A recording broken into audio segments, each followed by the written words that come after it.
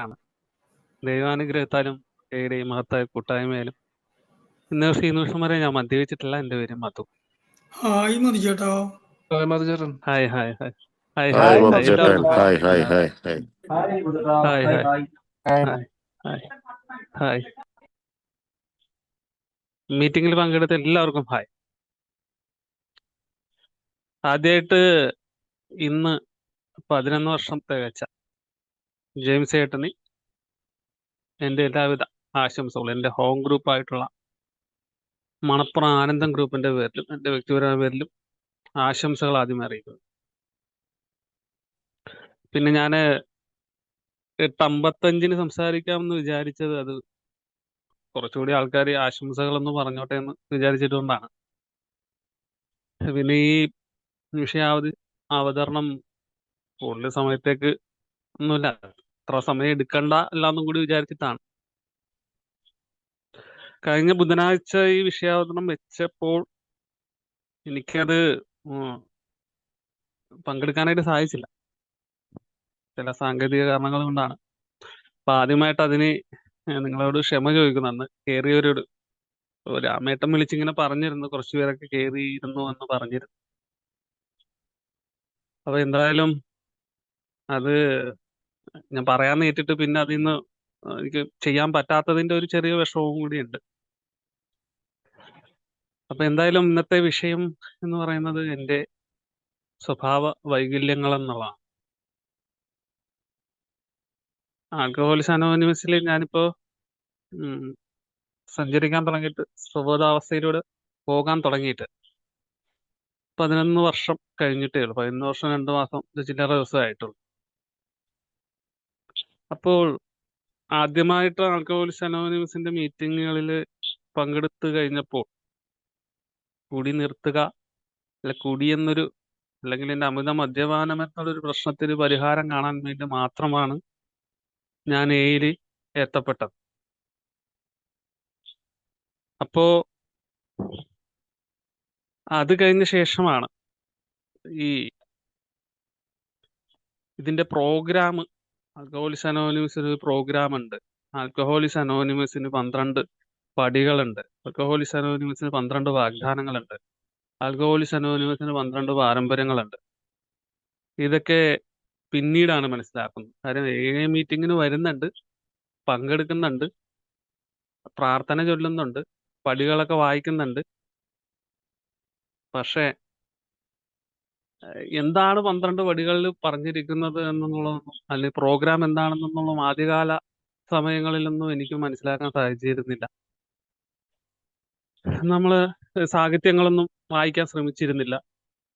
Big ബുക്കും 12 പടികളും പ്രതിദിന മന്ത്രങ്ങളും ഒക്കെ ഒന്നും മലയാളത്തിലല്ല, എനിക്ക് ഇംഗ്ലീഷിൽ അങ്ങനെ പരിജ്ഞാനം കുറവാണ്. പിന്നീട് വർഷങ്ങൾ കഴിയും തോറുമാണ് ഈ നമ്മുടെ ബുക്കുകൾ അല്ലെ സാഹിത്യങ്ങളൊക്കെ വായിക്കാൻ തുടങ്ങും. അപ്പം മദ്യപിക്കാതെ ഇരുന്ന വർഷങ്ങൾ കടന്നു പോകും തോറും എന്നിലെ എനിക്ക് തന്നെ ഫീൽ ചെയ്യാൻ തുടങ്ങി, ഈ കുടിക്കാതിരുന്നത് കൊണ്ട് മാത്രം കാര്യം അല്ലല്ലോ എന്നുള്ളൊരു ചിന്താഗതി. കാര്യം പ്രശ്നങ്ങൾ കൂടി വരാൻ തുടങ്ങി, പ്രശ്നങ്ങളാകാൻ തുടങ്ങി. ഇപ്പൊ എന്നോട് ഒപ്പം ജീവിക്കുന്നവർക്കും മറ്റുള്ളവർക്കും എനിക്കും തന്നെയൊക്കെ പ്രശ്നങ്ങളാകാൻ തുടങ്ങി.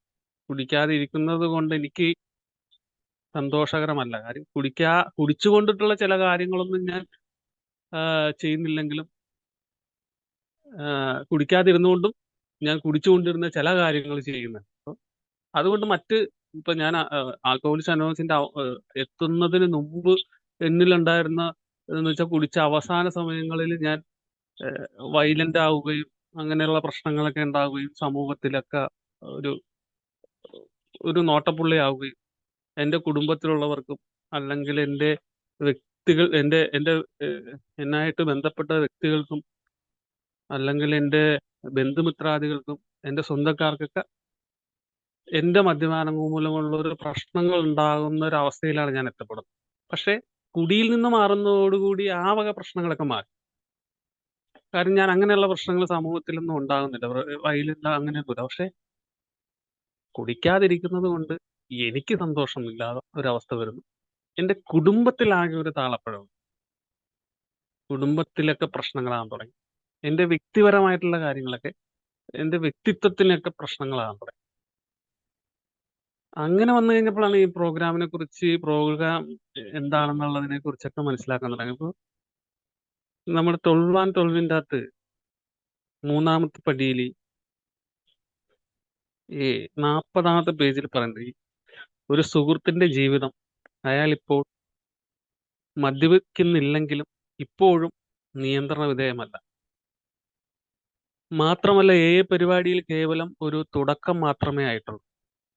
മദ്യപാനാസക്തി അംഗീകരിച്ചതിലൂടെയും കുറച്ച് മീറ്റിംഗുകളിൽ പങ്കെടുക്കുന്നതിലൂടെയും കൈവന്ന സ്വബോധം തീർച്ചയായിട്ടും വളരെ നല്ലതാണ്. പക്ഷെ സ്ഥായിയായ സ്വബോധത്തിൽ നിന്നും സംതൃപ്തപരമായ ഉപയോഗപ്രദമായ ജീവിതത്തിൽ നിന്നും അത് വെളിപ്പാടകലെയാണ്. അവിടെയാണ് എയുടെ കാര്യപരിപാടികൾ അവശേഷിക്കുന്ന പടികൾ കടന്നു വരുന്നത്.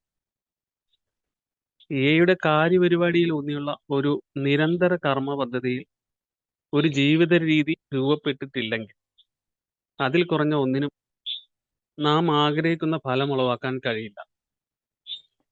അപ്പൊ എനിക്ക് ഞാൻ നന്നായിട്ട് ക്ഷമയുള്ളവനാകണം, അല്ലെങ്കിൽ ശാന്തതയുള്ളവനാകണം എന്നൊക്കെ ആഗ്രഹമുണ്ട്.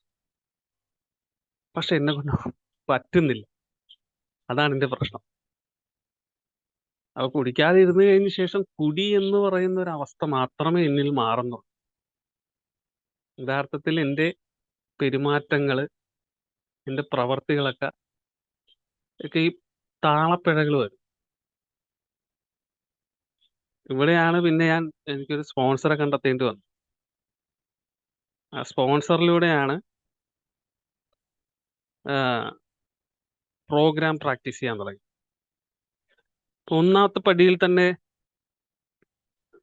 പടികൾ പ്രാക്ടീസ് ചെയ്യാൻ തുടങ്ങിയപ്പോൾ ഒന്നാമത്തെ പടിയിൽ തന്നെ ഞങ്ങളുടെ ജീവിതം, ഒന്നാമത്തെ പടിയിൽ 2-ാമത്തെ പാർട്ടുണ്ടല്ലോ. അപ്പോൾ മദ്യത്തിന്റെ മുന്നിൽ ശക്തിഹീനനാണെന്ന് സമ്മതിക്കുകയും ഞങ്ങളുടെ ജീവിതം അനിയന്ത്രിതമായി പോവുകയും ചെയ്യുന്നു പറയുന്നത്.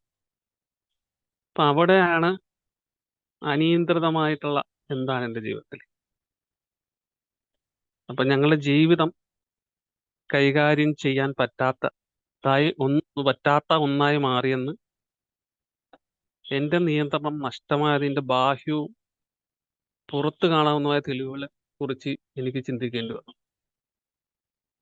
സ്പോൺസറായിട്ട് അത് പരിശോധിക്കുകയും മനസ്സിലാക്കുകയും ചെയ്തു കഴിഞ്ഞപ്പോൾ എനിക്ക് മനസ്സിലായത്, ഒന്ന് മാനസികമായിട്ടും അൺമാനേജബിൾ തന്നെ, അനിയന്ത്രിതമാണ്. കുടിക്കാതിരിക്കുന്നത് മാനസികമായിട്ട് എൻ്റെ ജീവിതം അനിയന്ത്രിതമാണ്.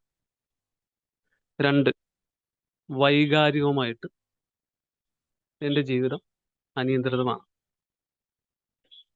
3, ആപേക്ഷികമായിട്ട് എൻ്റെ ജീവിതം അനിയന്ത്രിതമാണ്. 4, ആത്മീയമായിട്ട്, നമ്മുടെ ഇതിൽ പറയില്ല, ആത്മീയമായിട്ട് പാപ്പരത്താം, ആത്മീയമായ തകർച്ച അനുഭവിക്കുന്നു. 5, സാമൂഹികമായിട്ട് എനിക്ക് സമൂഹത്തിൽ ഇറങ്ങുമ്പോൾ പ്രശ്നമാകാൻ തുടങ്ങും. സാമൂഹികമായിട്ട് എനിക്ക് അങ്ങോട്ട് കണക്ട് ആകാൻ പറ്റുന്നില്ല. കാര്യം ആ വിഷയങ്ങളിലോട്ട് നമുക്ക് കടക്കാം. അതാണ് പറഞ്ഞു വരുന്ന വിഷയം. പിന്നെ 5, സാമ്പത്തികമായിട്ട്, ശാരീരികമായിട്ട്, വൈജ്ഞാനികമായിട്ട്, ഇങ്ങനെയൊക്കെ എല്ലാ തലങ്ങളിലും എൻ്റെ അൺമാനേജബിളാണ് ജീവിതം. കൈകാര്യം ചെയ്യാൻ സാധിക്കില്ല കുടിക്കാതെ ഇരിക്കുന്നത്. ഇവിടെയാണ് ആൽക്കഹോളിക് അനോണിമസിന്റെ ഈ പടികള്, 2ഉം 3ഉം പടികള്. ഒന്ന് എന്നേക്കാൾ വലിയൊരു ശക്തിനെ കണ്ടെത്തേണ്ടതായിട്ടുണ്ട്. അത് ആൽക്കഹോളിക് അനോണിമസ് പറയുന്ന രീതിയിൽ നമ്മൾ മനസ്സിലാക്കുന്ന തരത്തിലുള്ള ശക്തി, മനസ്സിലാക്കിയ ശക്തി, അതിനും സ്വാതന്ത്ര്യം നൽകുന്നത്. സ്വബോധത്തില് എന്നെ സ്വബോധവാനാക്കാൻ എന്നേക്കാൾ വലിയ ശക്തിക്ക് മാത്രമേ പറ്റുള്ളൂ. 3, ആ ശക്തിക്ക് എൻ്റെ ജീവിതവും അല്ലെങ്കിൽ പ്രവൃത്തിയും വിട്ടുകൊടുക്കുക. ആ പടികൾ പ്രാക്ടീസ് ചെയ്തിട്ട് മുന്നോട്ട് വരുമ്പോഴാണ് ഇന്നത്തെ വിഷയം, ഈ എൻ്റെ സ്വഭാവ വൈകല്യങ്ങൾ കുറിച്ച് മനസ്സിലാക്കേണ്ട പടി കടന്നു വരുന്നത്. നാലാമത്തെ പടി നമ്മള് വലിയ ഇതൊന്നും ഇല്ല. നമ്മൾ സിമ്പിളായിട്ട് തന്നെ നമുക്ക് ഈ പടികളെയൊക്കെ നമുക്ക് കാണാനായിട്ട് സാധിക്കും എന്നുള്ളതാണ്. ഞാൻ മനസ്സിലാക്കി വന്നത് ഈ ഈ ധാർമ്മികത. ഇതില് പറയുന്ന ഒരു ധാർമ്മികമായിട്ടുള്ള വിലയിരുത്തൽ. എന്റെ ജീവിതത്തിലെ ധാർമ്മികമായിട്ട് അതിസൂക്ഷ്മതയോടും ഭയം കൂടാതെയും സത്യസന്ധമായിട്ടും എന്റെ ധാർമ്മികമായ എന്റെ ജീവിതത്തെ വിലയിരുത്താനായിട്ടാണ് പ്രോഗ്രാം എന്നോട് പറയുന്നത്. അപ്പൊ എന്താണ് ധാർമ്മികത? ധാർമ്മികത എന്ന് പറയുന്നതിനെ കുറിച്ച് പിന്നെ എനിക്ക് മനസ്സിലാക്കുക എന്താണ് ധാർമ്മികത. ധാർമ്മികത എന്ന് പറയുമ്പോൾ ധാർമ്മിക പരിശോധന, ധാർമ്മികമായ വിലയിരുത്തല് ആണ് ഇവിടെ ഉദ്ദേശിക്കുന്നത്. അപ്പൊ എന്റെ പ്രവൃത്തിയുടെയും സ്വഭാവത്തിന്റെയും ശരിയോ തെറ്റോ നിർണയത്തിനെ കുറിച്ച് അല്ലെങ്കിൽ അതുമായി ബന്ധപ്പെട്ടുള്ള കാര്യങ്ങളെ കുറിച്ച് വിലയിരുത്തുന്ന ഒരു പ്രക്രിയയെ ധാർമ്മിക പരിശോധന എന്ന് പറയും. ധാർമ്മിക പാഠത്തെക്കുറിച്ചും ഇപ്പൊ ഞാൻ ഈ ധാർമ്മികതയെക്കുറിച്ച് പഠിക്കാൻ തുടങ്ങി. എന്താണ് ധാർമ്മികത? അപ്പൊ എന്നിലെ ധാർമ്മികത എന്താണ്? സ്വഭാവത്തിന്റെയും പെരുമാറ്റത്തിന്റെയും നന്മയുടെയോ കൃത്യതയോ പഠിപ്പിക്കുകയോ പഠിക്കുകയോ പ്രദർശിപ്പിക്കുകയോ ചെയ്യുക. പഠിപ്പിക്കുകയോ അല്ല, പഠിക്കുകയോ പ്രദർശിപ്പിക്കുകയോ ചെയ്യുക. ധാർമ്മികമായിട്ടുള്ളൊരു ജീവിതം എന്താണ്? അപ്പോൾ പെരുമാറ്റത്തിന്റെ ശരിയോ നീതിയോ ഉള്ളതിന്റെ മാനദണ്ഡങ്ങൾ പാലിക്കൽ അല്ലെങ്കിൽ സദ്ഗുണം. അപ്പൊ ഈ നാലാമത്തെ പടിയിൽ ഇൻവെന്ററി എടുക്കുകയാണ്. എന്നെ വിലയിരുത്താനായിട്ട് തുടങ്ങി. എന്നിലുള്ള ധാർമ്മികമായിട്ടുള്ള ആ കാര്യത്തെ വിലയിരുത്തുക. അപ്പം എൻ്റെ ജീവിതത്തിൽ ഉള്ള നല്ലതോ ചീത്തയായിട്ടുള്ള കാര്യങ്ങളെ വിലയിരുത്താനാണ് എൻ്റെ സ്പോൺസർ എന്നോട് പറഞ്ഞത്. വിലയിരുത്താൻ പറയുമ്പോൾ നമ്മുടെ ബിഗ് ബുക്കിൽ പറയുന്നത്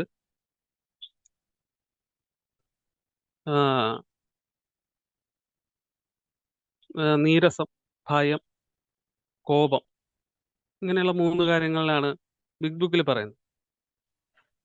അപ്പൊ ഇതില് ഈ സ്വഭാവ വൈകല്യങ്ങളെ കുറിച്ച് നമ്മളൊരു വിലയിരുത്തൽ നടത്തുകയാണ്. ഈ 4th സ്റ്റെപ്പിലാണ് എൻ്റെ സ്വഭാവ വൈകല്യങ്ങൾ അല്ലെങ്കിൽ ഈ ധാർമ്മികത എന്ന് പറയുമ്പോൾ അത് നല്ലതും ചീത്തയായിട്ടുള്ള ഒരു കാര്യത്തെ വിവേചിച്ചറിയാനായിട്ടുള്ള ഒരു കാര്യത്തെ നമുക്ക് ധാർമ്മികതയായിട്ട് മനസ്സിലാക്കാം. അപ്പോ ഇതിന് ഈ ഒരു ലേഖനമാണ് 1944 ക്ലാരൻസ് നൈനർ എഴുതിയ ഒരു going thought the step A sponsorship എന്ന പാംലെറ്റിൽ ഒരു ലഘുലേഖയിൽ നിന്നുള്ള ഒരു ഉദ്ധരണി വായിക്കാം.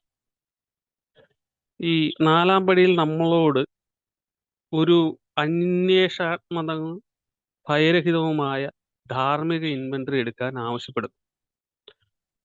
നമുക്ക് എന്താണുള്ളത്, എന്താണ് വേണ്ടത്, എന്താണ് ഒഴിവാക്കേണ്ടത്, എന്താണ് നേടേണ്ടത് എന്നിവ കണ്ടെത്തണം. ചോദിക്കാൻ ആയിട്ട് 20 സ്വഭാവ വൈകല്യങ്ങളുണ്ട്. വ്യക്തിഗത തെറ്റുകൾ മറികടക്കേണ്ടതില്ല. അവയ്ക്ക് കാരണമായ വൈകല്യങ്ങൾ മാത്രം. ചോദ്യങ്ങൾ പരിശോധിക്കുമ്പോൾ ആ വ്യക്തി സത്യസന്ധനായിരിക്കണമെന്നും തൻ്റെ വൈകല്യങ്ങൾ തന്നോടും നിങ്ങളോടും സമ്മതിക്കണമെന്നും നിങ്ങൾ ആവശ്യപ്പെടുന്നു. സമ്മതിക്കുന്നതിലൂടെ വ്യക്തിപരമായിട്ടുള്ള 5ാം ഘട്ടവും സ്വീകരിക്കുന്നു. അപ്പൊ ഈ വ്യക്തിപരമായിട്ടുള്ള വൈകല്യങ്ങൾ കണ്ടെത്തി അത് നമ്മൾ ഈ തെറ്റുകൾ വ്യക്തിപരമായിട്ട് നമ്മൾ കണ്ടെത്തുന്ന ആ തെറ്റുകൾ നമ്മൾ 5ാം പടിയിൽ നമ്മൾ സ്പോൺസറോടും ദൈവത്തിനോടും 3ാമവരോടും ചർച്ച ചെയ്യുന്നു. അപ്പൊ ഈ ലേഖനത്തിൽ എഴുതിയിരിക്കുന്നു, 1 2 അതിലധികമോ പേർ അവന്റെ നാമത്തിൽ ഒത്തുകൂടിയ ഇടത്ത് അവനുണ്ടായിരിക്കും. തീർച്ചയായിട്ടും ഞാൻ വിശ്വസിക്കുന്നത് ഇപ്പോൾ ഈ മീറ്റിങ്ങിനുള്ളിൽ നമ്മളിരിക്കുന്ന ഈ മീറ്റിങ്ങിനുള്ളിൽ ഒരു വലിയ ശക്തി ഉണ്ടെന്നുള്ളത് തന്നെയാണ് ഞാൻ വിശ്വസിക്കുന്നത്. അപ്പോൾ എന്താണ് ഈ സ്വഭാവ വൈകല്യം? അപ്പൊ ഈ 20 സ്വഭാവ വൈകല്യങ്ങളെ കുറിച്ചാണ് ഇതിൽ എഴുതപ്പെട്ടിരിക്കുന്നത്. അതിൽ 1ാമത്തെ വൈകല്യം നീരസം, കോപം. രണ്ടാമത്തെ വൈകല്യം ഭയം, ഭീരുത്വം. മൂന്നാമത്തെ വൈകല്യം സ്വയം സഹതാപം.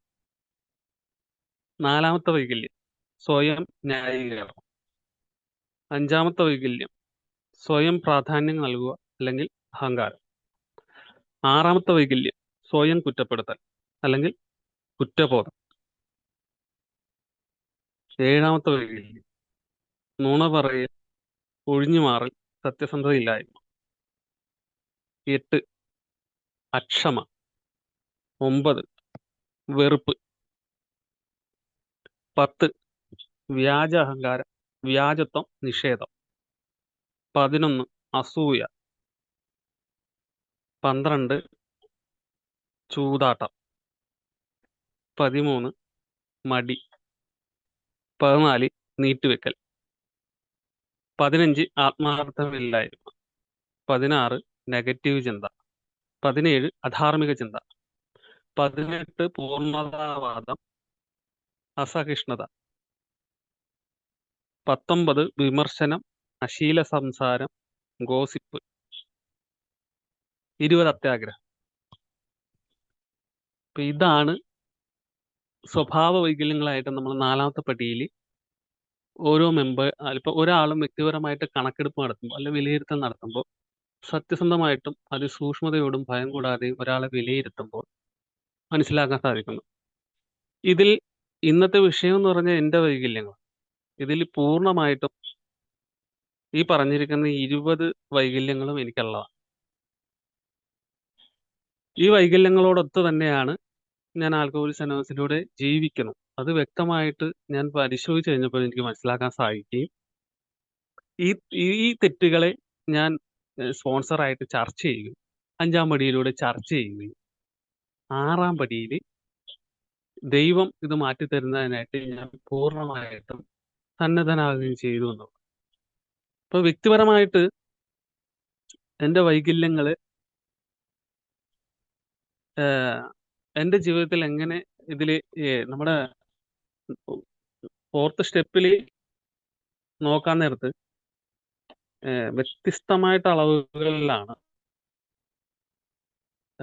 ഒരാൾക്ക് ഇത് വന്നിരിക്കുന്നത്. ഈ 20 വൈകല്യങ്ങളിലും ഒരാളെ സംബന്ധിച്ചിടത്തോളം, എയിലുള്ള ആൾക്കാരെ സംബന്ധിച്ചിടത്തോളം, അല്ലെങ്കിൽ എയിലുള്ള അധ്യാസക്തരെ സംബന്ധിച്ചിടത്തോളം വ്യത്യസ്തമായിട്ടായിരിക്കും ബാധിച്ചിരിക്കുന്നത്. ഇതെല്ലാം ഒരാൾക്ക് ഒരേ രീതിയിലാകണമെന്നില്ല. ഇതിൽ ഏറിയും കുറഞ്ഞുമായിട്ടും അല്ലെങ്കിൽ അതിൻ്റെ രീതിയിലായിട്ട് ഓരോ രീതിയിൽ ഇപ്പം എന്നെ സംബന്ധിച്ചിടത്തോളം എനിക്ക് ഈ പറഞ്ഞ എൻ്റെ വൈകല്യങ്ങൾ ഏറ്റവും കൂടുതൽ ബാധിച്ചിരിക്കുന്നത് ഒന്ന് എനിക്ക് നീട്ടിവെക്കലാണ്. വ്യക്തമായിട്ട് തന്നെ പരിശോധിച്ചപ്പോൾ നാലാമത്തെ പറയുന്നത് അങ്ങേയറ്റം ജീവിതത്തെ വളരെ വഷളായിട്ടുള്ള വ്യത്യസ്ത അളവുകളിൽ നമ്മൾ എല്ലാവരും പേരിലുള്ള വ്യക്തമായ വ്യക്തിത്വ ദൂഷ്യങ്ങളുടെ പട്ടികയുടെ ആവശ്യകതയെപ്പറ്റി നമുക്ക് ചിന്തിക്കാം.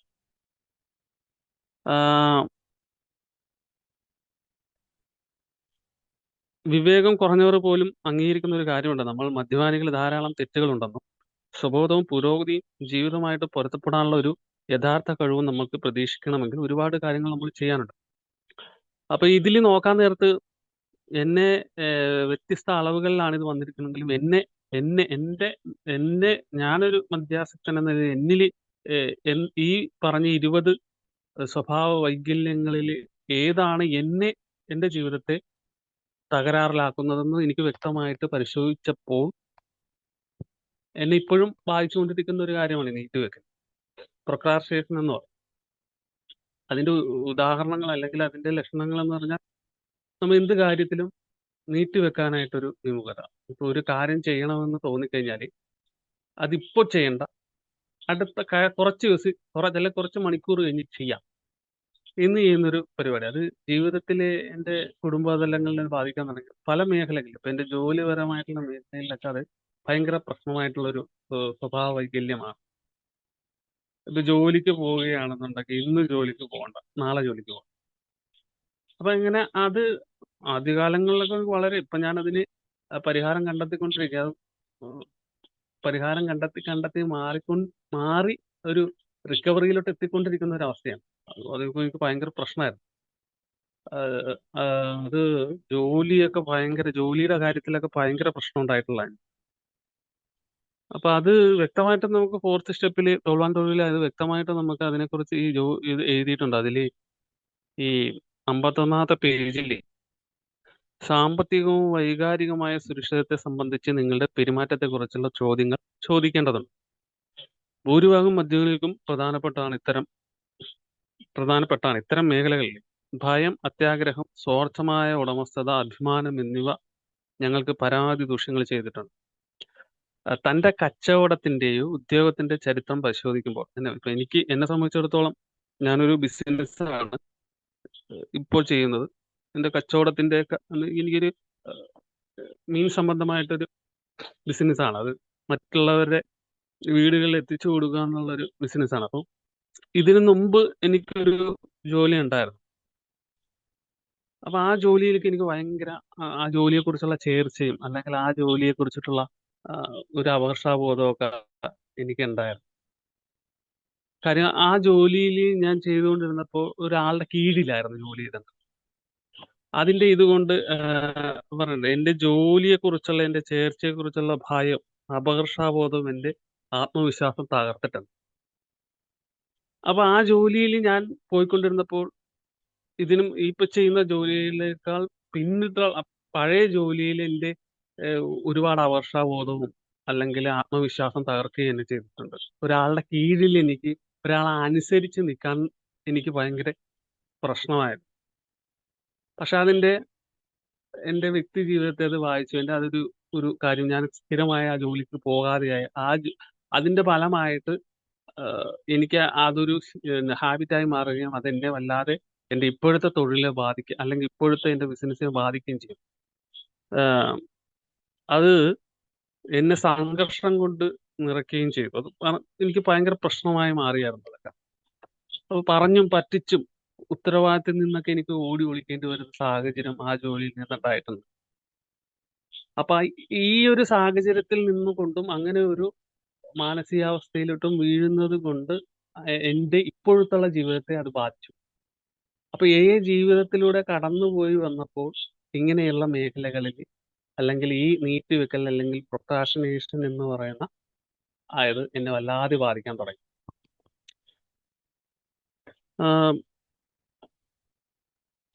അതുപോലെ തന്നെ ഞാൻ ഈ പറഞ്ഞ 20 വൈകല്യങ്ങളിൽ എന്റെ പ്രധാനപ്പെട്ടുള്ള മറ്റൊരു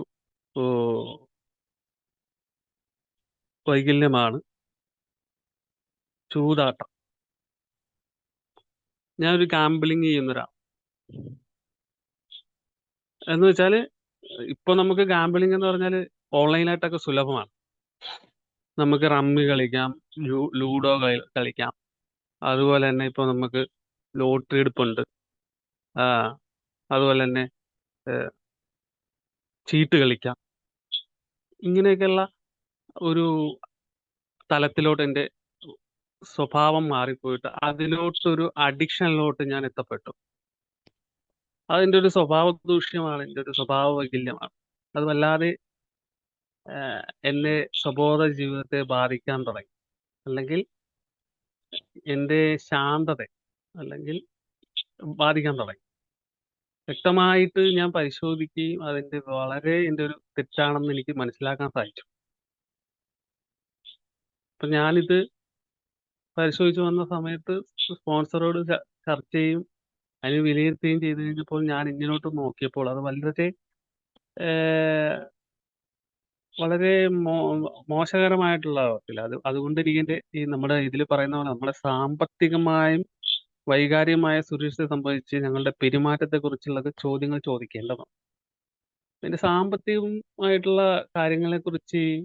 സാമ്പത്തിക കൈകാര്യങ്ങളെ കുറിച്ച് നേരത്തെ 1-ാം പടിയിൽ 2-ാം പാർട്ടിലായിട്ടുള്ള അൺമാനേജബിളിൽ സാമ്പത്തികമായ തലങ്ങളിൽ അൺമാനേജബിൾ എങ്ങനെയുണ്ടായെന്ന് ചോദിക്കും.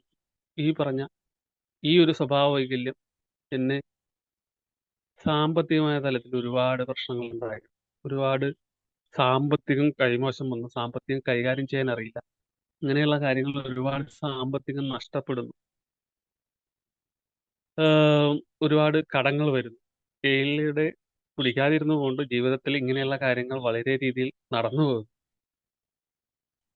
അപ്പൊ അത് വല്ലാതെ ഏഹ്, ഇത് പറഞ്ഞ ഇതിൽ തന്നെ ആ 51-ാമത്തെ പേജിലേ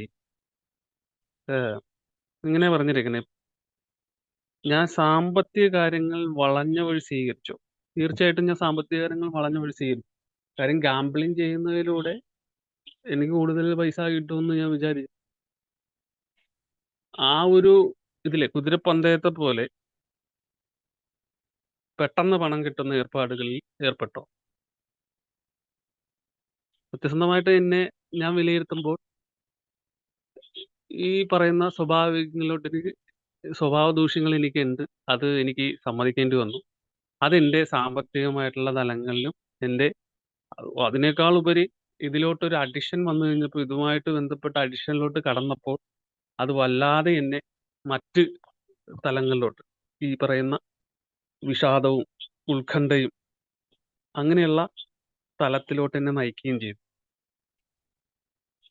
അത് വല്ലാതെ സ്വബോധ ജീവിതത്തെ അല്ലെങ്കിൽ ശാന്തത അല്ലെ റിക്കവറിക്ക് തടസ്സമായി നിൽക്കുന്ന എന്റെ സ്വഭാവത്തിലെ ഇവിടെയാണ് ഈ 6-ാം പടി, നമ്മുടെ ഇന്നത്തെ ഈ മാസം പോകുന്ന 6-ാം പടിയിൽ പറയുന്ന ഈ സ്വഭാവ ദൂഷ്യങ്ങളെല്ലാം മാറ്റിത്തരാനായിട്ട് ഞാൻ പൂർണ്ണമായിട്ടും തയ്യാറാണോ? തീർച്ചയായിട്ടും ഞാൻ തയ്യാറാണെങ്കിൽ ദൈവം അത് മാറ്റിത്തരും. അപ്പൊ അതിനു മുമ്പ് എന്റെ വ്യക്തിപരമായിട്ടുള്ള വിലയിരുത്തൽ കറക്റ്റായിട്ട് ഞാൻ നടത്തേണ്ടിയിരിക്കുന്നു. അതുപോലെ തന്നെ എന്റെ മറ്റൊരു പ്രശ്നമാണ്, സ്വഭാവ വൈകല്യമാണ് ഈ സ്വയം സഹതാപം. ഇതിനു മുമ്പേ ആരോ ഷെയർ ചെയ്തു പോയായിരുന്നു. ആഹ് അത് പല രീതിയിലാണ് എനിക്ക് വരുന്നത്. ഇപ്പൊ ഒരു ഇതിൽ പറയുന്ന ഒരു കാര്യമുണ്ട്, അത്യാഗ്രഹം എന്ന് പറയുന്ന സാധനമുണ്ട്. ഈ ഗാംബിളിങ് ചെയ്യാനൊക്കെ എന്നെ പ്രേരിപ്പിക്കുന്ന മറ്റൊരു ഘടകമാണ് ഈ സ്വഭാവ വൈകല്യമാണ് അത്യാഗ്രഹം. ആഗ്രഹങ്ങൾ തീവ്രമാണ്. അത്യാഗ്രഹമായിട്ട് ഞാൻ ആഗ്രഹിക്കുക, അല്ലെങ്കിൽ ദൈവം തന്ന ആവശ്യങ്ങളോ അല്ലെങ്കിൽ ഇപ്പൊ ദൈവം തന്നിട്ടുള്ള കാര്യങ്ങളെ കുറിച്ചല്ല ചിന്തിച്ച് എന്റെ ഒരു സ്വഭാവമായിട്ടുള്ള വൈകല്യമാണ് അത്യാഗ്രഹം. എനിക്ക് കൂടുതൽ സമ്പന്നനാകണം, അല്ലെങ്കിൽ മറ്റുള്ളവരെക്കാൾ മികച്ചൊരു രീതിയിലാകണം. അപ്പൊ ഈ ഒരു അത്യാഗ്രഹം എന്നെ ഇതുപോലുള്ള മറ്റ് സ്വഭാവ വൈകല്യങ്ങളിലോട്ട് എന്നെ നയിക്കുകയും, അതുപോലെ തന്നെ ഈ സ്വയം സഹതാപത്തിലോട്ട്, ഇതിന്റെ എല്ലാം ചെന്ന് ചേരുന്ന സ്വയം സഹതാപത്തിലോട്ട്. ഇതെല്ലാം ചെയ്തതിന്റെ ആഫ്റ്റർ എഫക്റ്റിങ് ഇതിലൂടെ കടന്നു പോയിട്ട്, ഇപ്പൊ ഞാൻ ഗാംബിൾ ചെയ്ത് കഴിയുമ്പോൾ, ഗാംബിൾ ചെയ്തിട്ടൊന്നും കിട്ടാതെ വരുമ്പോൾ അതിന്റെ അനന്തരഫലം ഒന്നും കയ്യിൽ നിന്ന് പൈസ പോവുകയും കിട്ടാതെ വരുമ്പോൾ കിട്ടുന്ന ഒരു ബൈ പ്രോഡക്റ്റ് ആണ് സ്വയം സഹതാപം.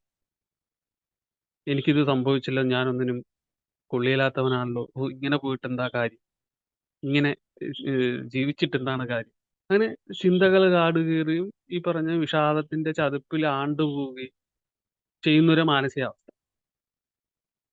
അത് ഞാൻ എക്സ്പീരിയൻസ് ചെയ്ത ഒരാളാണ്. ഞാൻ ആൽക്കഹോളിക് അനോസിലൂടെ കടന്നുപോയപ്പോൾ ഈ പറയുന്ന അനുഭവങ്ങളിലൂടെയൊക്കെ കടന്നുപോയ ഒരാളാണ് എന്ന നിലയിൽ എനിക്കത് പറയാൻ സാധിക്കും.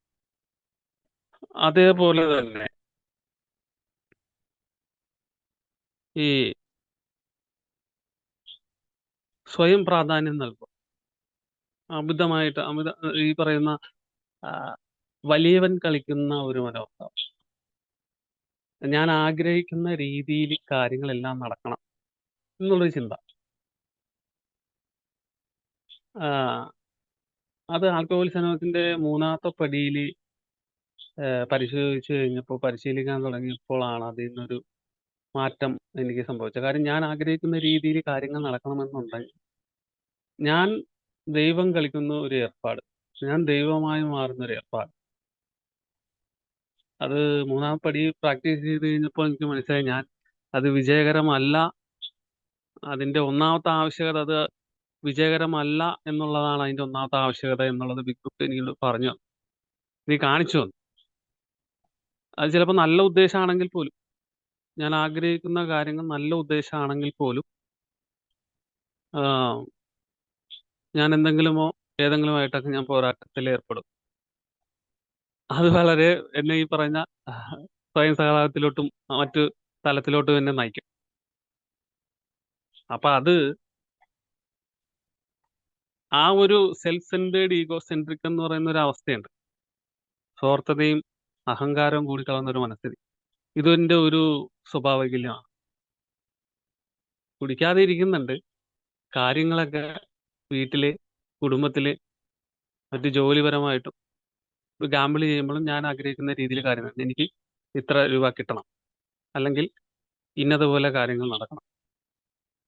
ഭാര്യ എന്നോട് ഞാൻ ചെല്ലുമ്പോൾ എന്നോട് നന്നായിട്ട് പെരുമാറണം, അല്ലെങ്കിൽ അമ്മ എന്നോട് നന്നായിട്ട് പെരുമാറണം. അപ്പൊ ഞാൻ ആഗ്രഹിക്കുന്ന രീതിയിൽ കാര്യങ്ങൾ നടക്കണമെന്ന് പറയുമ്പോൾ ഇവരുടെ മാനസികാവസ്ഥയും ഇവരുടെ വൈകാരിക തലങ്ങളും മനസ്സിലാക്കാൻ എനിക്ക് സാധിക്കുന്നില്ല.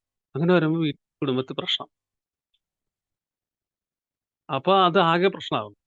അപ്പൊ ഇവിടെയൊക്കെ ഈ ഞാൻ വലിയവൻ കളിക്കുന്ന രീതി, അത് മീറ്റിങ്ങിന് ചെന്ന് കഴിയാൻ നേരത്ത് എനിക്ക് ആദ്യം ഷെയർ കിട്ടും. എനിക്ക് ഷെയർ കിട്ടിയിട്ടില്ലെങ്കിൽ ഞാൻ എന്തോ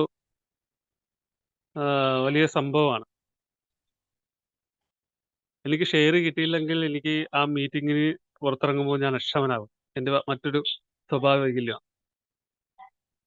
ആ അക്ഷമനായിട്ട് അവരിരിക്കുന്ന സെക്രട്ടറിനെ എന്തെങ്കിലുമൊക്കെ പറഞ്ഞ് എനിക്ക് ആദ്യം ഷെയറിങ് തന്നില്ലല്ലോ എന്നുള്ള പരാതിയും പറഞ്ഞു പോകുന്ന ഒരവസ്ഥ. അപ്പൊ ഞാൻ അവിടെ ഇരിക്കുമ്പോൾ എന്നോട് എല്ലാവരും വന്ന് ബഹുമാനിക്കണം. എന്നെ ബഹുമാനിച്ച് കൈവിട്ട് തൊഴണം എന്നൊക്കെയുള്ള ഒരു ചിന്താഗതി. ഞാൻ എന്തോ ഒരു സംഭവമാണ് എന്നുള്ളൊരു ചിന്താഗതി. അപ്പൊ എനിക്ക് അങ്ങനെ ഒരു സ്വയം പ്രാധാന്യം നൽകിക്കൊണ്ട് ഞാൻ പറയുന്നത് മറ്റൊരാൾ കേൾക്കണം. ഒരു പുതുമക്കാരനായിട്ട് ഒരാളായിക്കോട്ടെ, അയാൾ ഞാൻ പറയുന്നത് കേൾക്കണം. ഞാൻ പറയുന്ന രീതിയിൽ അയാൾ പെരുമാറണം. എന്നോട് മാത്രമേ സംസാരിക്കാൻ പാടുള്ളൂ, മറ്റൊരാളോട് സംസാരിക്കാൻ പാടില്ല, മറ്റൊരു മെമ്പർ അങ്ങനത്തെ ഉള്ള ഒരു മനോഭാവം. ഇങ്ങനെ ഒരു വൈകല്യമുള്ള ഒരാളാണ്.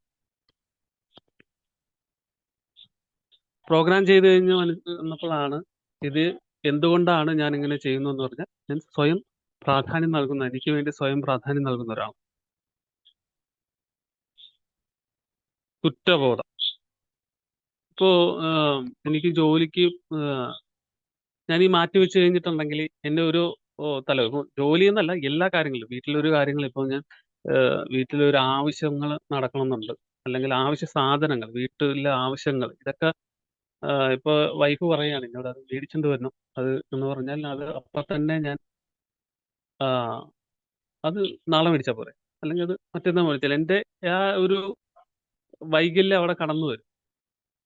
ഇതൊരു ഭാര്യ റിയാക്ട് ചെയ്യുമ്പോൾ അവിടെ ഒരു പൊട്ടിത്തെറിയാണ്, അവിടെ ഒരു ദേഷ്യം വരികയാണ്. അപ്പൊ ഈ ദേഷ്യം വരുന്ന സമയത്ത്, ദേഷ്യപ്പെട്ട് കഴിയാൻ നേരത്ത് അങ്ങോട്ട് എന്തെങ്കിലുമൊക്കെ പറഞ്ഞു ചെയ്യാൻ നേരത്ത് വരുന്ന ഒരു സാധനമാണ് കുറ്റബോധം. അത് ചെയ്യണ്ടായിരുന്നു. അങ്ങനെ പല രീതിയിൽ കേട്ടോ, പല തലങ്ങളിൽ എനിക്ക് ഈ സാധനം വരും. അപ്പൊ എന്തും മാറ്റി വെക്കാൻ ശ്രമിക്കുമ്പോഴും, എന്ത് ചെയ്യുന്ന ഒരു ആവശ്യം ഞാൻ ചെയ്യാതെ വരുമ്പോഴും എനിക്ക് വരുന്ന ഒരു ഫീലിങ്സ് ആണ് കുറ്റബോധം. അത് ഞാനത് ചെയ്ത് തെറ്റായിപ്പോയി, അല്ല അതൊരു കുറ്റമാണ് എന്നുള്ളൊരു തോന്നല് എനിക്ക് വരികയും അത് എന്നെ വല്ലാതെ ബാധിക്കുകയും ചെയ്തു.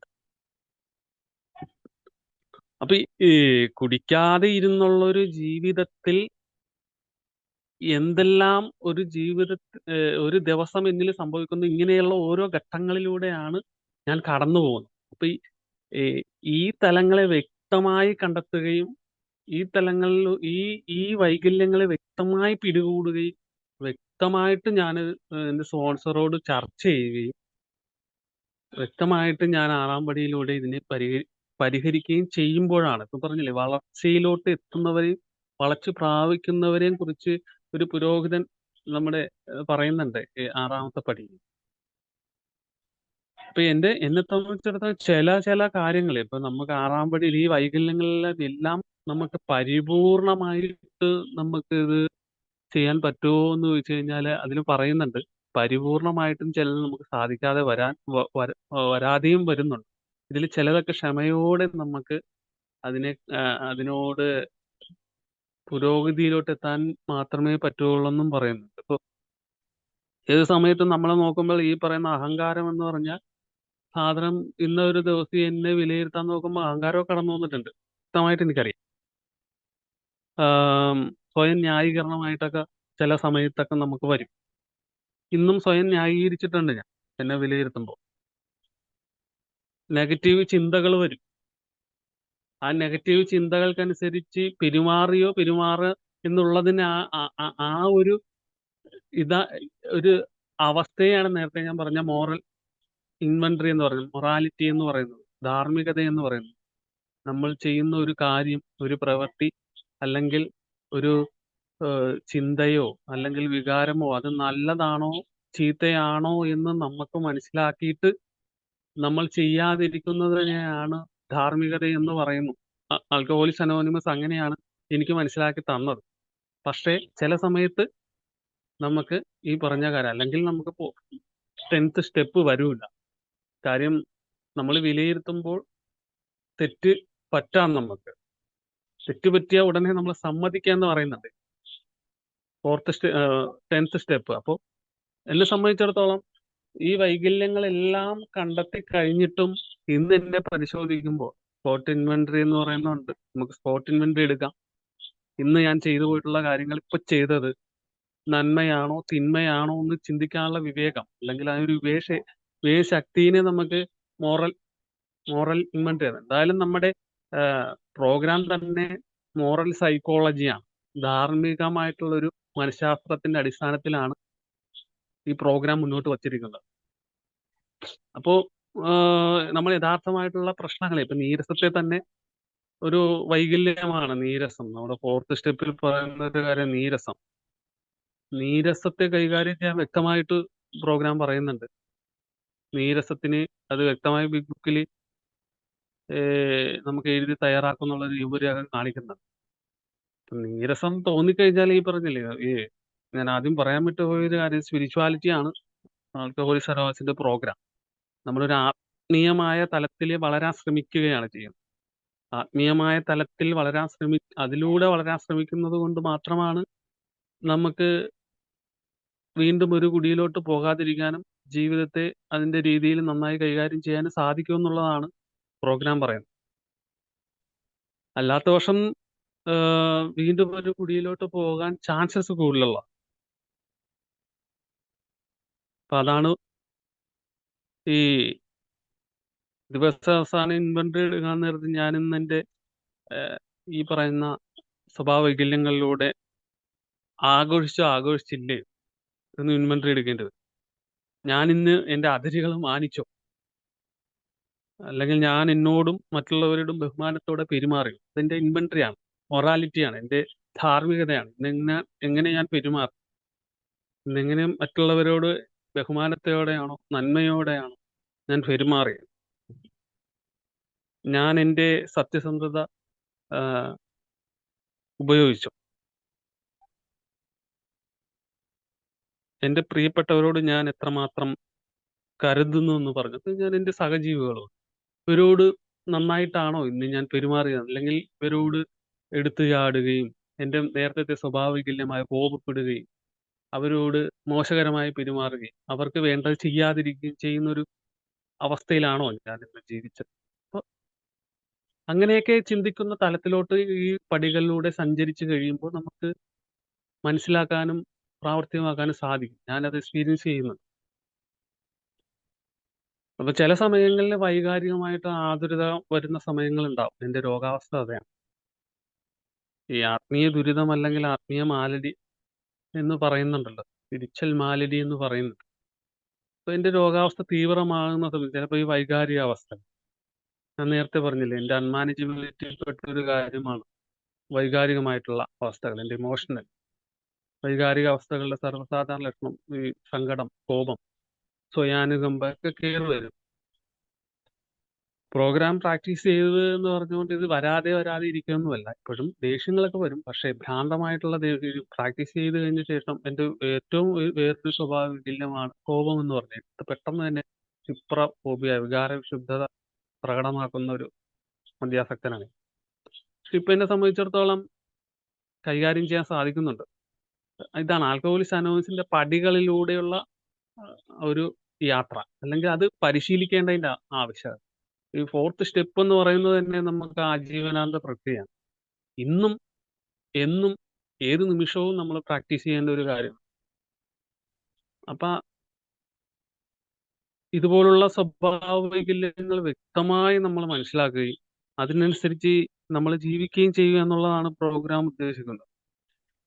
അതേപോലെ തന്നെ ഏറ്റവും കൂടുതൽ നമുക്ക് ഇതിലൂടെ സഞ്ചരിച്ചു കഴിയുമ്പോൾ നമുക്ക് വരുന്ന ഇമോഷണൽ റിലാപ്സുകൾ സംഭവിക്കാൻ ചാൻസസ് ഉണ്ട്. കാര്യം ഈ സ്വഭാവ വൈകല്യങ്ങൾ എന്ന് പറയുമ്പോൾ ഇമോഷണലി ലാണല്ലോ പ്രശ്നം. ഈ വൈകാരികമായിട്ടുള്ള ആവർത്തനങ്ങൾ നമുക്ക് വന്നു കഴിഞ്ഞിട്ടുണ്ടെങ്കിൽ ഒരു ഭാവിയിൽ വീണ്ടും ഒരു കുഴിയിലോട്ടുള്ള തിരിച്ചുവരവിന് ഒരു ഒരു ഒരു സാധ്യതയാണ്. അപ്പോൾ വൈകാരിക തിരിച്ചുവരവിന്റെ ലക്ഷണങ്ങൾ ഒരുപാട് ഇതിലിപ്പുണ്ട്. ഇപ്പൊ ഇതില് മീറ്റിങ്ങിൽ പങ്കെടുത്ത ഒരു വ്യക്തി പറഞ്ഞിട്ടുണ്ടായി, ഇപ്പോഴും അദ്ദേഹം മദ്യപിച്ചിട്ടുണ്ട് എന്ന് പറഞ്ഞു. അദ്ദേഹത്തിന് ഞാൻ സംസാരിച്ചതാണ്. അദ്ദേഹം വർഷങ്ങളായിട്ട് ഇതിൽ ഇരിക്കുന്ന ഒരു ആളാണ്. അപ്പൊ ഞാൻ എനിക്ക് ഒരുപാട് പേരെ അങ്ങനെ അറിയുകയും ചെയ്യാം. ഇപ്പൊ മീറ്റിങ്ങിന് വന്നു കഴിഞ്ഞിട്ട് വീണ്ടും നിലനിൽക്കാൻ പോയിട്ട് പിന്നെയും പോകുന്നവരുണ്ട്. അത് ഈ വൈകാരികമായിട്ടുള്ള തിരിച്ചറിവിന്റെ ഒരു ലക്ഷണമാണ്. ഈ പറഞ്ഞ എയിലൂടെ സഞ്ചരിച്ച് കഴിയുമ്പോൾ നമുക്ക് ഇമോഷണലി നമുക്ക് ബിഗ് ബുക്കിൽ പറയുന്നുണ്ട്, നമുക്ക് വൈകാരികമായിട്ടും മാനസികമായിട്ടും തകരാറുള്ളവർ കൂടിയുണ്ട്. പക്ഷെ അവർ സത്യസന്ധരായിരിക്കാനുള്ള കഴിവുള്ളവരുണ്ടെങ്കിൽ നിശ്ചയമായിട്ടും കരകയറുന്നത്. ഈ വൈകാരിക ലക്ഷണങ്ങളുടെ ഇത് ഈ ഉത്കണ്ഠ ഒന്നാമത്തെ ഒരു കാര്യമാണ്. ഭയങ്കര കുടിയിൽ നിന്ന് മാറി നിന്ന് കഴിഞ്ഞ ശേഷം ഈ ഉത്കണ്ഠ തീവ്രമായിട്ടുണ്ടാകും. അതുപോലെ തന്നെ അസഹിഷ്ണുത, ദേഷ്യം, മൂഡ് സ്വിങ്, സഹായം ചോദിക്കില്ല, മീറ്റിങ്ങുകൾ പോകില്ല, മോശം ഉറക്കശീലങ്ങൾ, ഇതൊക്കെ ഒരു ഇമോഷണലി നമുക്ക് പ്രശ്നമുണ്ടാകുന്ന ഒരു ഏരിയയാണ്. അതുപോലെ ഈ മാനസികമായിട്ടുള്ള വിഭ്രാന്തി ഉണ്ടാവും. വീണ്ടും ഒരു കുടിയിലോട്ട് പോകുന്ന ലക്ഷണങ്ങളാണ് മാനസികമായിട്ടുള്ള ഒരു വിഭ്രാന്തി. മാനസിക വിഭ്രാന്തിയിൽ നിങ്ങളുടെ മനസ്സിലൊരു യുദ്ധം നടക്കും. നമ്മുടെ മനസ്സിലൊരു യുദ്ധം നടക്കും. നിങ്ങൾ ഒരു ഭാഗം ഉപയോഗിക്കാൻ ആഗ്രഹിക്കുന്നു, എന്നാൽ നിങ്ങൾ ഒരു ഭാഗം ഉപയോഗിക്കുന്നില്ല. മാനസിക വീണ്ടെടുപ്പിന്റെ പ്രാരംഭഘട്ടത്തിൽ നിങ്ങൾ ഉപയോഗത്തെക്കുറിച്ച് വെറുതെ ചിന്തിക്കുക. എന്നാൽ പിന്നീടുള്ള ഘട്ടത്തിൽ നിങ്ങൾ തീർച്ചയായിട്ടും ഉപയോഗിക്കുന്നതിനെ കുറിച്ച് ചിന്തിക്കും. ഈ മാനസികമായിട്ടുള്ള തിരിച്ചുവരവിന്റെ വീണ്ടും ഒരു കുടിയിലോട്ട് പോകുന്ന തിരിച്ചുവരവിന്റെ ചില ലക്ഷണങ്ങൾ ഉണ്ട്. അത്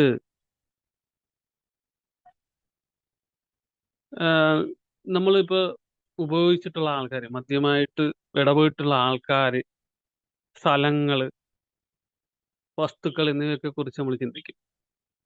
വീണ്ടും ഒരു കുടിയിലോട്ട് പോകുന്നതിന്റെ ആരംഭഘട്ടം മാനസികമായിട്ട് നമുക്ക് വിഭ്രാന്തി ഉണ്ടാകുമ്പോൾ ചിന്തിക്കുന്ന കാര്യങ്ങൾ. ഒരു മുൻകാല ഉപയോഗത്തെക്കുറിച്ച്, നമ്മൾ കുടിക്കുന്ന മുൻകാല ഉപയോഗത്തെക്കുറിച്ച് നമ്മൾ ഗ്ലാമറൈസ് ചെയ്യും. പിന്നെ നമ്മൾ സത്യസന്ധനാകുന്നു, കള്ളം പറയാൻ തുടങ്ങും.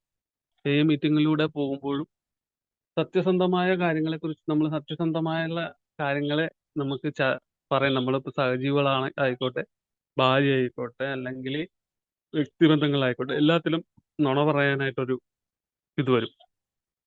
പഴയ സുഹൃത്തുക്കളായിട്ട് ചുറ്റിക്കറങ്ങുന്നു, ഉപയോഗിക്കുന്നതിനെ കുറിച്ച് ഫാന്റസി ചെയ്യുന്നു, വീണ്ടും സംഭവിക്കുന്നതിനെ കുറിച്ച് ചിന്തിക്കുന്നു, മറ്റുള്ളവരുടെ ഷെഡ്യൂളുകൾ ചുറ്റും നിങ്ങളുടെ റിലാപ്സ് ആസൂത്രണം ചെയ്യുന്നു.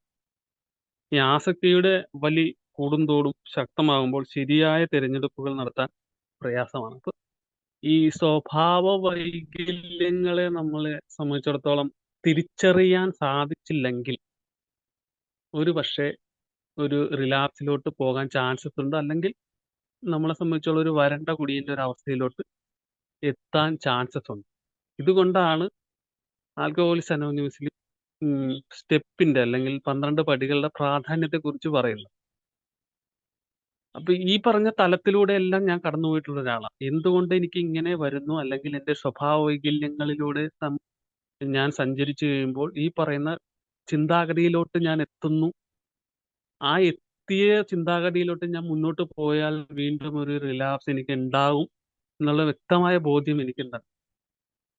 അതുകൊണ്ട് തന്നെ വ്യക്തമായിട്ട് ഇതുപോലുള്ള എന്റെ സ്വഭാവ വൈകല്യങ്ങളിൽ എന്തെങ്കിലും തീവ്രതയോ അല്ലെങ്കിൽ മറ്റ് ഇതോ കടന്നു വരാൻ എനിക്ക് വ്യക്തമായിട്ട് മനസ്സിലാക്കാൻ സാധിക്കും. ഞാൻ ഇത് ആരെങ്കിലുമായിട്ട് ചർച്ച ചെയ്യും. ആഹ് ഇതിന്റെ സ്പോൺസറായിട്ടോ അല്ല മറ്റുള്ളവരായിട്ടോ ഞാൻ ചർച്ച ചെയ്യും. ചർച്ച ചെയ്തതിന് ശേഷം ഇതിനുള്ളൊരു പരിഹാരം സ്റ്റെപ്പുകൾ തന്നെയാണ്. ഇപ്പം നമ്മുടെ 6ാമത്തെ സ്റ്റെപ്പ് തന്നെയാണ്. ഇപ്പം ഞാൻ പൂർണ്ണമായിട്ടും ഇതിന് തയ്യാറായി കഴിഞ്ഞാൽ, എന്റെ വ്യക്തിപരമായിട്ടുള്ള പെരുമാറ്റ ദൂഷ്യങ്ങളെ കണ്ടെത്തി കഴിഞ്ഞാൽ, അതിന് ഞാൻ വ്യക്തിപരമായിട്ട് ഞാൻ അതിന് സന്നദ്ധനാണെങ്കിൽ തീർച്ചയായിട്ടും എന്നിൽ നിന്ന് അത് മാറ്റാൻ സാധിക്കും. എനിക്കത് മനസ്സിലാകുന്നുണ്ട്. പക്ഷേ ഈ ഇമോഷണൽ റിലാപ്സുകൾ വരാറുണ്ട്. അത് വ്യക്തമായി മനസ്സിലാക്കാറുണ്ട്. പെട്ടെന്ന് തന്നെ തിരിച്ചു വരാനും സാധിക്കുന്നുണ്ട്. അപ്പൊ ഇതാണ് എനിക്ക് എന്റെ സ്വഭാവ വൈകല്യങ്ങളെക്കുറിച്ച് എനിക്ക് പറയാൻ എനിക്കിന്ന് മനസ്സിലാക്കിയ കാര്യം ഞാൻ പറഞ്ഞത്. ഇപ്പൊ കൂടുതലും ഈ കുടിക്കാതെ ഇരുന്നത് കൊണ്ട് നമ്മൾ മുന്നോട്ട് പോയത് കൊണ്ട് കാര്യമില്ല എന്നുള്ളതാണ് എന്റെ ജീവിതത്തിൽ എനിക്ക് മനസ്സിലാക്കാൻ സാധിച്ചത്. എല്ലാവർക്കും വ്യത്യസ്ത അളവിലായിരിക്കും പെരുമാറ്റ വൈകല്യങ്ങൾ അല്ലെങ്കിൽ സ്വഭാവ വൈകല്യങ്ങൾ.